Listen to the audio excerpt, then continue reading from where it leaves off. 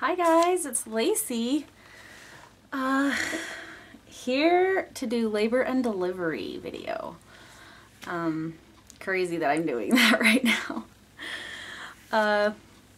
Yeah, so I'm just gonna I'll tell you guys about it real quick, and then we'll of course show you baby, because that's what you really want to see, right? Yeah, so it's been 6 days since I had my baby, and I posted my little announcing that was video that he was here, so if you guys want to check that out, it's in my videos. So I wrote down all my stuff that happened during my labor, so I'll just kind of run through it really quick. It's not too detailed, but it was very interesting, and it was very different from my other two, so it's actually kind of a fun story for me. So all right, okay, so on that Wednesday when I was 37 weeks and 4 days, that's when I went to my doctor's appointment, and he did strip me, and he actually just did it before I even asked him. He just did it. He checked my cervix, and I was, I believe I was still a 3.5. I'm trying to remember. I think I was still a 3.5. Something like that. I don't remember. I was still 80% effaced, and so as he was checking my cervix, he stripped me, and he stripped me good. And I could feel him do everything. It was, and I don't remember that the last times, but so he stripped me, and he talked to me about some things, and then we went out to just make my appointment for the next week, just in case I didn't go into labor. So we went out and made my appointment, and as I'm making the appointment, my contractions hit. And I hurried and got the appointment done, got out of the car, and as we're pulling out of the parking lot, oh, and my sister was with me, Chelsea, the one that was on one of my videos. She was with me. So my husband and my sister were both with me. We're driving out of the parking lot, and I'm like, we should probably time these. And they were extremely uncomfortable, and they were 1 to 2 minutes apart. And with the girls, my contractions were 6 to 7 minutes apart after being stripped. So these were much, much quicker.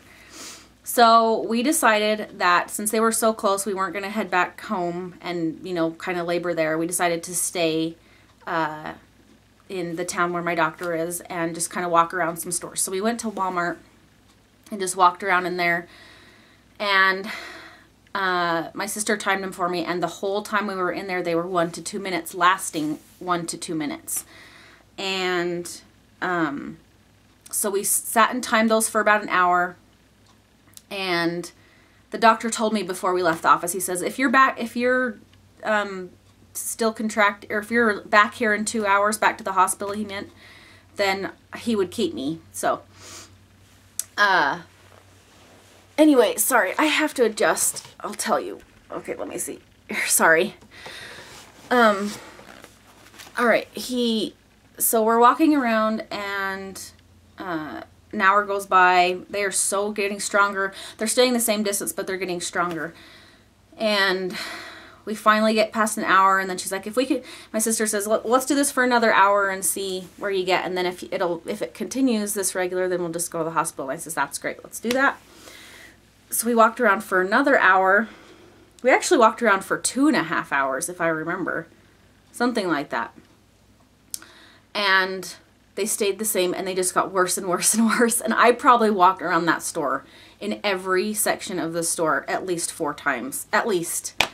So anyway, we picked up a few things that I needed just as we were walking around. But so yeah, they stayed regular. So we said, okay, let's go ahead and go to the hospital. I actually called on the way there, because they usually like you to call for whatever reason. And I called and said, I think I'm in labor. My contractions are 1 to 2 minutes apart. I just wondered if it was okay if I came in. And the nurse says, okay. And she said, well, what number baby is this? And I said, number 3. And she says, oh yeah, you come in whenever you're ready. Especially with my contractions so close, she wanted me to be in there. So we get there, and it actually was pretty busy. There was quite a few ladies in there. But we got a room right away. We got in there, got changed, and so we got there about 11:45 in the morning. and got everything changed, and I told them that I didn't want the epidural right away, that I wanted to just see how far I could get before I needed it to do things on my own. And they were perfectly, really, really nice about it. Like, I didn't feel pressured at all. I had a really good nurse. So, yeah. So then they checked my cervix at 115, and I was a really big 4 centimeter. And in this time that I'm laboring, I didn't have any Pitocin. I didn't even have an IV yet, and I got to walk the halls many, many times. That was really nice to be able to do that, to not be stuck in the bed. And the contractions are still staying the same. It's just I was able to breathe through them and tolerate them, so that's why I didn't want the epidural, because I was doing fine. And I did the birthing ball. That was really, really nice. And in one of my videos, I was actually making a text video while I was on the birthing ball. That's how comfortable I was. So, yeah, I just kept doing that. And then at, let's see, 2:30, they checked me again, and I was 5.5 centimeters, and I was 90%. And they don't really worry about how fast you efface, because when you're on more than one baby, the effacement really doesn't matter. So, then again at 4:20, so 2 hours later, they checked me again, and I was a really good 6, so almost 7. And I still haven't had any Pitocin, still haven't had epidural, still no IV. And they wanted me to make a choice, because they said I had to have my IV for at least an hour before I got my epidural, just to make sure I had fluid in me. And then they wanted me to decide whether or not I wanted my doctor to break my water before or after my epidural. Because I was really concerned about that. Because for those of you who don't know, the contractions when your water's intact are manageable, and you can kind of breathe through them. But when it's broken, it's a different story. It is just night and day. That's all I can say about that. So, yeah. So 4:45, about 15 minutes, excuse me, 20 minutes later, I got my epidural, and I got my IV, and I was still doing really good. Like, I wasn't in a lot of pain, but I stall out at a 6, and I stay at a 6. I was at a 6 for 4 hours, and I was progressing really quick before that, but I stall out at a 6, and so I knew we needed to do something to kind of get it going. And so that's when I decided to get the epidural. So they gave me the IV first, put me on that for a little bit, gave me the epidural. That kicked in, and then yeah, that was feeling good. But then I started getting this really, really intense pain in my ribs. Like, everything from my rib cage down was numb, but my ribs were just, it felt, I don't know how to describe it. The best thing I can come up with is maybe like severe gas bubbles, like stuck under your ribs or something. I don't know. But then I was just really shaking because of the epidural, and I wasn't cold, but I was just shaking a lot. So about 6:15, a couple hours later, they gave me some Zofran, so because I was getting kind of nauseous, and they gave me catheter, you know, to empty my bladder, and then they took my temperature, because I felt like I had one. I had a headache, and I was kind of chilled and sweaty, and I was right on the border of having a fever. Oh, by the way, my strep test was negative, so I didn't have to have antibiotics, so that was nice. And then at 5:40, oh, excuse me, they broke my water, and I was 6 centimeters when they broke my water. Then I got the Zofran catheter or whatever. And at 8, so a few hours later, they started my Pitocin. So I made it that whole time by myself to dilate, so which was awesome. And since I got stuck at a 6, we needed to get, my contractions stayed regular, they just weren't strong enough to get me past a 6. So they did the Pitocin, and at 8:30, so half an hour later, I was in labor for 11.5 hours by then, so almost 12 hours. And at 8:50, they checked me, and my cervix, I was a 7+, so almost an 8. And then I was 100% effaced, and 9:40, they checked me again. I was 9 centimeters, so not even an hour later. And then 10, they turned the Pitocin off because the baby wasn't really liking so much the Pitocin. His heart rate was changing. So, and at 10:55, I was 10 centimeters finally. And at 11:22, he was born. And I'll just really quick tell you, so I think I mentioned in one of my videos that, well, I did mention that I have the tailbone problem where my tailbone sticks right in the way of the birth canal. And I think I told you that I wanted to ask my doctor if I could try pushing while I was laying on my side to keep the pressure off my tailbone. So at first when they set me up in the stirrups, I was on my back, and the nurse had me push a couple times to practice push before the doctor got there, and she's like, oh yeah, you're gonna push great, because he moved down really nice by himself. So we get that done, and I did a few pushes on my back once the doctor got there, and I asked him, I says, can we try me laying on my side? And he said, oh yeah, let's do that. So they put the table back together, let me lay on my left side. And I did use the mirror because it helps so much. I know it sounds gross to some people, but when you're laboring, you really don't care what you're looking at. Like, it's not embarrassing at all. And it really does help if you're having a hard time feeling where you're pushing. It really does. So I had the mirror, and I'm laying on my side. My husband's on one side helping me push. My sister's filming everything for me, and the nurse is on the other. And they're kind of helping me hold my legs. And so I pushed for 10 minutes, and me laying on my left side was the best thing I could have done. It was exactly what he needed to come out by himself. I didn't tear. I didn't have an episiotomy. I didn't have the vacuum. I didn't have forceps, nothing. And I was able to push him out myself, and it was much, much more exhausting than my other two. I had to do a lot more work just because I was able to do it on my own this time.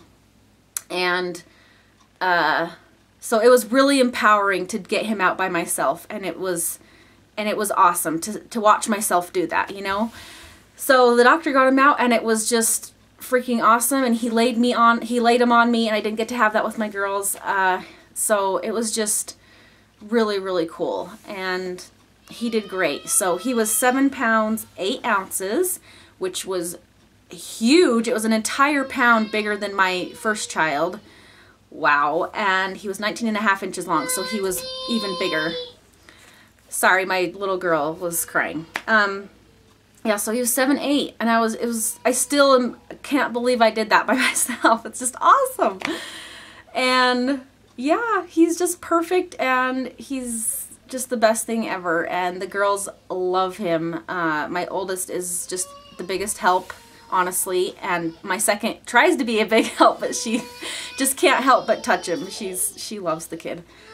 Sorry, she's having a rough time. Yeah, so to only push 10 minutes, I pushed 2 hours with my girls, and I only pushed 10 minutes with him. I just can't even tell you the difference that this labor was. It was, like I said, awesome. I'll say it again. It was awesome, awesome, awesome. All right, enough of that.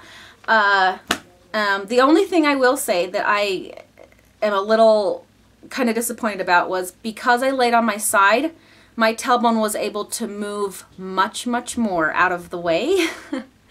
And because of that, I have had a terrible recovery with my tailbone. I didn't break as far as I know, but it's definitely bruised, and I'm really struggling getting around, and I can't sit, so it's really hard to nurse. That part hasn't been fun at all.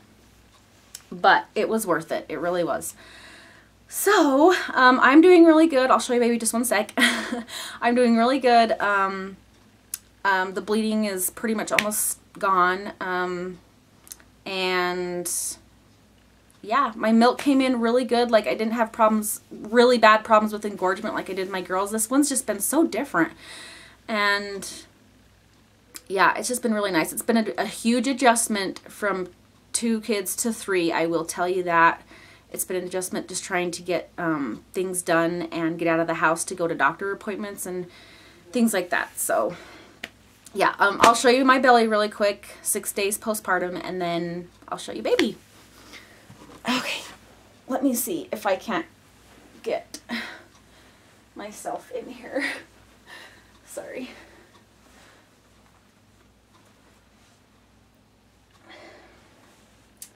I don't know if you can, I hope you guys can see, because if I stand up I'll probably be too tall. Hang on, let me. Okay, there we go.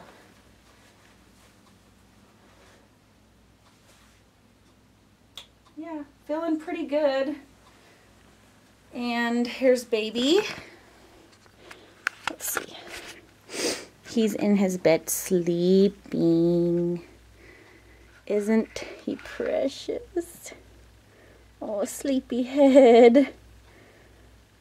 He just got back from the doctor today for his 5-day checkup. He's 6 days, but yeah, he got a circumcision today. Poor little buddy. And he was not he did fine during the procedure, but afterwards when the lidocaine started to wear off, he was not a happy camper. So we're going to have a rough couple days, I think. And he is jaundiced, if you can tell. He's been getting his bilirubin levels checked the last 5 days. They didn't check it today because he's been doing a little bit better. But if it gets worse, we have to take him back. So that's not fun. All my kids have had it, and it's hard emotionally to deal with your kid being sick, you know. So yeah, that's no fun. That's baby. This is baby Gus. For those of you that didn't watch my other video, his name is Gus James. James after his daddy, huh? Oh, he's so sleepy. He cried so much it wore him out, huh, buddy? Oh, he is my boyfriend. I love him. Oh, Prince Handsome Man, huh? Love you. Yeah. So, that's pretty much it, guys, and I think what I'm going to do is, I'll do like a 2-week update because he has his first appointment then. And then after that, I don't think I'll do a weekly thing, because like I said, I am adjusting to life with 3 children, and it gets a bit chaotic. So, yeah, you'll just kind of get videos as they come. I think they'll at least be once a month, I think. But yeah, so I'm not gonna leave you guys hanging. I will be on here, just probably not as often. And I do have to say really quick to my sister Chelsea, she was a freaking saint, you guys. I would not have been able to do all of this without her here. It was the best thing in the whole world. And it was really hard when she left. Just ask her. Oh, wow. I was emotional. Anyway, she's coming back in a couple weeks to visit again, so that's really good. But thank you, Chelsea. Thank you, thank you, thank you. And again, thank you. You are the best. Love you. Yeah, so that is it, guys, and thanks for all of your sweet comments. You guys were so nice. I had so many congratulations and sweet thoughts sent our way, and I really appreciate all you guys' support and love. It really is nice to hear that when you're got so much going on. So thanks for everybody out there, and we will talk to you guys on the next one. See ya!